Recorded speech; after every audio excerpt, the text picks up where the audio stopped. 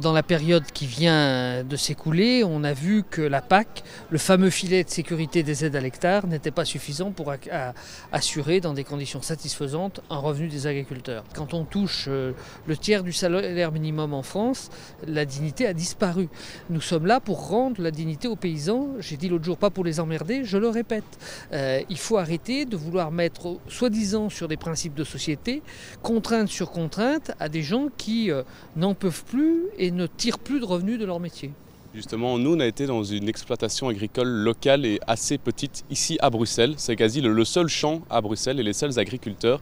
Et ils nous disaient que pour avoir des subsides européens, la charge administrative était tellement lourde et complexe que ce n'était pas possible pour eux de se mettre dans un défi pareil. Est-ce que justement, le Parlement dit maintenant on veut simplifier ça, même pour les petites agricultures locales?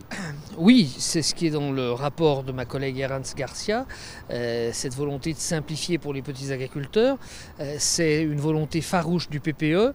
Malheureusement, ce n'est pas la volonté de tous les groupes politiques. Et je constate que certains groupes veulent rajouter de la contrainte aux agriculteurs pour des questions dites sociétales. Je pense surtout que c'est par méconnaissance de ce qu'est la réalité de la vie d'un agriculteur. Il est logique d'alléger la contrainte pour un certain nombre de toutes petites exploitations. Soyons clairs, pour un certain nombre d'exploitations, l'ancien commissaire à l'agriculture, Ciolos, le disait très bien, il s'agit d'un accompagnement social, il ne s'agit pas d'une politique économique.